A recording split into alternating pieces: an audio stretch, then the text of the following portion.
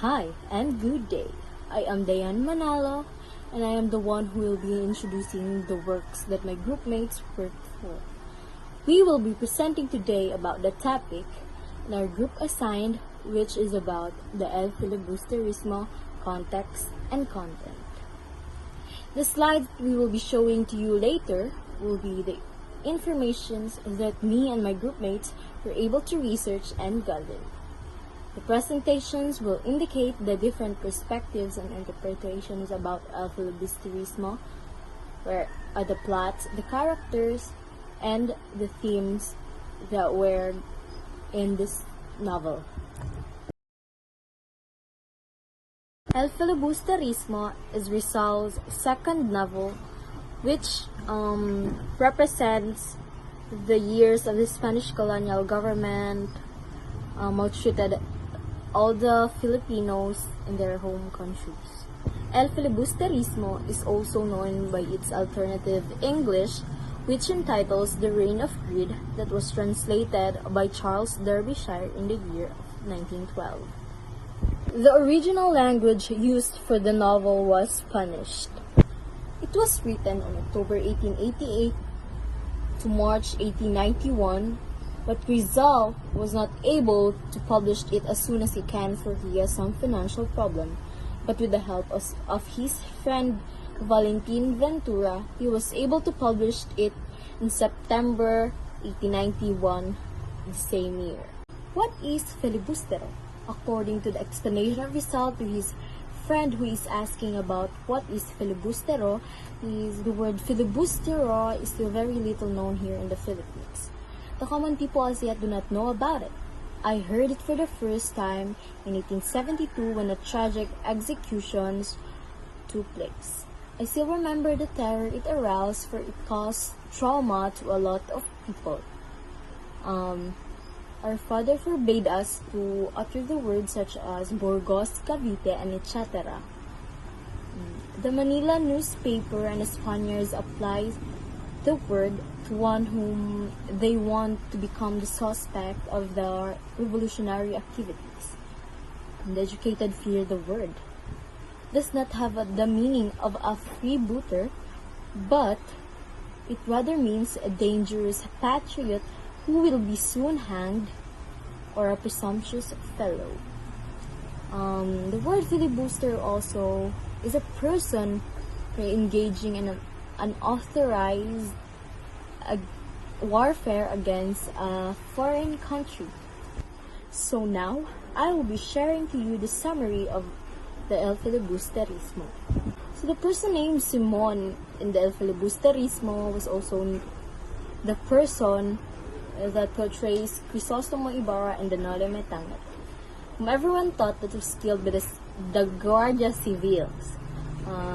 He was able to escape and decided to go to Cuba. He became wealthy and became able to have the connections between the Spanish government officials, became a rich jeweler, and when he returned to the Philippines, he became very influential for being the consultant of the Gobernador General.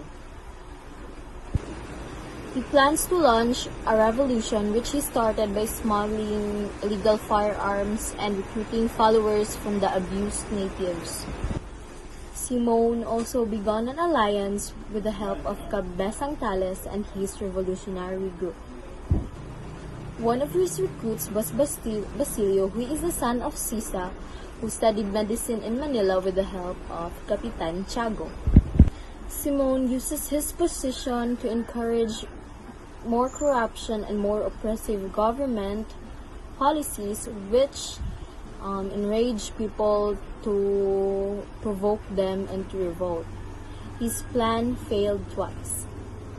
The next slide will be continued by my group mate, which is Brian Casildo. Brian. Hello everyone, and I'm the one who will be read the attempts of the El Filibusterismo context and content. In the first attempt, he decided not to inform everyone about the outbreak of the uprising upon hearing the news of Maria Clara's death.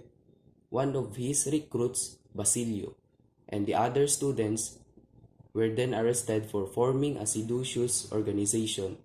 After that, Simon arranged the release of Basilio, who became bitter and vengeful. However, he was still grateful for Simon and let him have his full support for the said of revolution. In the second attempt at starting a revolution, he entailed the planting of a bomb at the wedding reception of Paulita Gomez and Juanito Palaez at the mansion, which is the formerly house of Capitan Tiago. Illustrious guests were included Padre Salvi and the Governor General. In his plan, he thinks that the revolution would triggered by his gift to the couple. The gift is a kerosene lamp with an explosive. When the lamp starts flickering and someone will returns the wick, there would be an explosion which symbolizes as the signal to the revolutionaries to attack all the government buildings in Manila. As planned, Simon gave the lamp during the reception. Before leaving the venue, he left a note with message, "You will die tonight," with a saying signed by Crisostomo Ibarra. Meanwhile, when Basilio saw the people who were at the venue and his conscience bothered him, he saw his friend Isagani, who secretly watching his love Paulita, celebrating its wedding. Basilio told his friend Isagani to leave the venue immediately because there will be an explosion to be happen. When Padre Salvi confirmed that the gift and the writings there will be handwriting of Ibarra, all the guests began to panic. The lamp flicked and the Padre Irene tried to turn the wick, but Isagani wants to save Paulita. Run into the house and grab the lamp and throw it in the river where it exploded. The Guardia Civil were about to search and arrest Simon, but instead of surrendering, Simon poisoned himself. As soon as the poison started to take effect on his body, he confessed to Padre Florentino his true identity and his plan for taking a revenge. The priest assured Simon that there was still a hope for a freedom that he won for the country.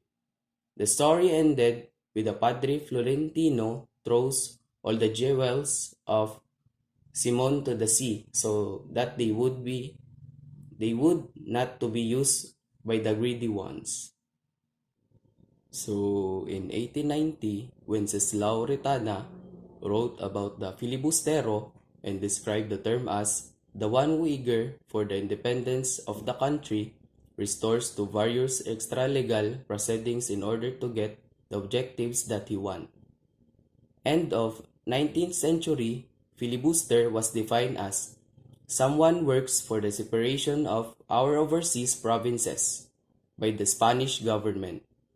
El Filibusterismo is dedicated to Gumburza. The three priests were accused of being filibusters in 1872. So the other slides about the characters of El Filibusterismo will be continued by Edrayan Maglonom. Simon is the main character in Jose Rizal's two El Filibusterismo novels. In the first novel, he was idealistic, believing that social reforms can bring the end to the social cancer plaguing the Philippines. In his second novel, Simon returns as a rich jewelry salesman. Basilio is the son of Sisa and Pedro, and the older brother of Crispin. He is the only remaining member of his family due to the turn of events 13 years ago. In No Limit Tangere, his brother was tortured until death by head sacristan. His mother gone crazy and his father died after joining the rebellion. Padre Florentino. Padre Florentino is the only NGO priest that was introduced by Rizal on his novels. He makes his first appearance, to in El Filibusterismo, making his character the important portion of hope and peace. He is considered to be Isagani's godfather or uncle, and since that he watched over the latter's childhood, he makes a very short appearance and involvement in the novels and film because he hates mingling with other flyers. He said that he much wanted to stay with his own countrymen, the Filipinos.